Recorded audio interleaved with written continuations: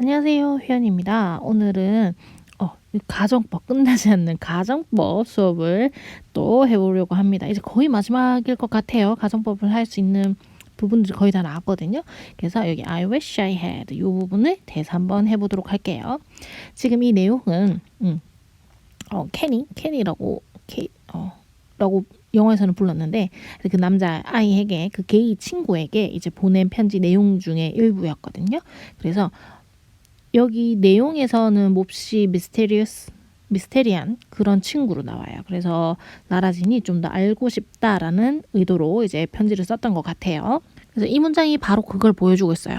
But I don't know you. 하지만 그 남자 아이가 썼던 그 친구의 그래서 너를 조금 알게 된 것 같기는 한데 하지만 나는 너를 몰라. 근데 그리고 내가 알았으면 바래. 알았으면 해. 라고 말하고 있습니다.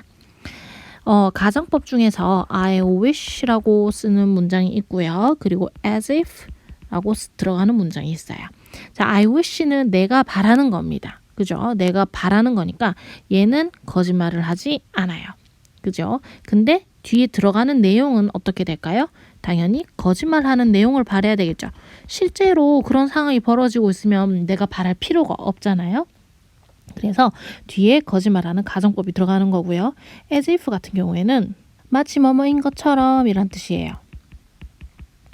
그러면 원래는 주어가 동사를 주어가 동사해요.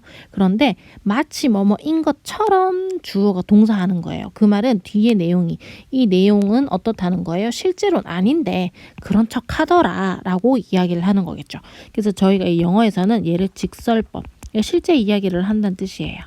여기를 가정법이라고 부릅니다. 영어에서는 크게 시제를 두 가지로 나누거든요. 그래서 직설법에 현재와 과거가 있고요. 가정법에는 과거와 과거 완료가 있습니다. 그 이유는 저 이제 여러 번 가정법 설명을 하면서 말씀을 드렸던 것처럼 가정법 과거는 뭘 나타내고 현재를 나타내고 과거 완료는 과거를 나타내니까 그렇다고 생각을 하시면 돼요. 물론 지금 여기서도 이거랑 똑같이 적용하셔도 됩니다.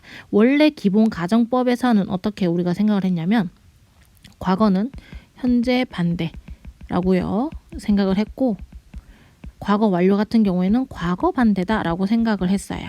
그런데 이게 이렇게만 생각을 하셔도 대부분의 문장을 이해하시는 데는 크게 어려움이 없으나 어떤 이 I wish와 as if가 들어가는 부분에서는 어떤 경우가 있냐면 다른 가정법은 아니고 I wish와 as if가 들어갈 때만 이렇거든요. 이렇게 쓸 수 있고 이렇게도 쓸 수 있고 요렇게도 되고 요렇게도 됩니다. 제일 이상한 게 누구냐면 현재와 과거 완료를 쓰는 경우가 제일 이상하게 보이셔야 돼요. 왜냐하면 기본적으로 영어는 한 문장 안에 다양한 시제를 가지고 있는 게 어려워요. 한 문장 안에는 한 시제만 넣어야 되고 만약에 시제가 차이가 나게 되면은 그걸 반드시 표현해주는 말들이 들어가야만 합니다. 그런데 우리가 시제를 봤을 때 현재가 여기 있으면 과거가 여기 있죠? 과거 완료가 여기 있습니다. 그 영어는 시점을 얘기하는 언어가 아니에요. 무슨 얘기냐면 언제 이게 아니라 일의 순서를 이야기하는 언어이기 때문에 현재와 과거 완료가 같이 나오는 경우는 거의 없어요. 현재와 과거 완료가 동시에 나오는 건 가능해요. 왜냐하면 일의 순서니까요. 정해주기 위해서 이렇게 쓸 수는 있지만 얘가 없이 이렇게 두 개만 나오는 건 몹시 어색합니다. 그래서 얘를 둘을 봤을 때 어색하다라고 느껴지실 수도 있다는 거예요. 그런데 as if I wish일 경우에는 이 과거와 과거 완료가 단순히 이런 현재, 과거라는 시제를 나타내는 게 아니라 과거를 쓰는 경우에는 앞에 직설법의 시제와 동일합니다. 이런 뜻이에요. 과거 완료를 쓰게 되면은 직설법의 시제보다 더 과거예요 라는 뜻이 되죠. 무슨 얘기냐? 제가 예문을 한번 쫙 써보도록 할게요. 자, 이렇게 예문이 4가지가 있습니다. 여기서 보시면 현재 시제고 과거 시제예요. 그러면 내가 바라는 건 현재죠. 내가 바라는 건 현재입니다. 그런데 내가 그걸 알았었으면 바라는 거죠. 근데 여기에 과거 시제를 썼다는 건 이 시제를 뭘로 해석해야 된다? 현재 시제로 해석을 해야 된다. 얘랑 똑같이 움직인다는 뜻이에요. 그래서 내가 지금 그걸 알기를 바라는 겁니다. 그런데 밑에 거는 여긴 과거예요. 그리고 얘도 과거예요. 그러면 그냥 과거라고 생각하셔야 되는 과거라고 이게 원래대로 치면은 과거로 썼으니까 현재에 반대니까 얘 현재인데 얘 과거인데 이상해진다는 얘기죠. 그래서 어떻게 봐야 된다?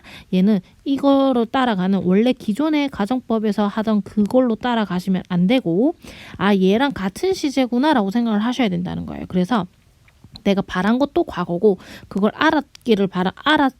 알아야 되는 것도 과거란 얘기예요. 내가 과거에 내가 바라고 있는 그 시점에 동일하게 그걸 알았어야 했는데 라고 얘기를 하는 거죠.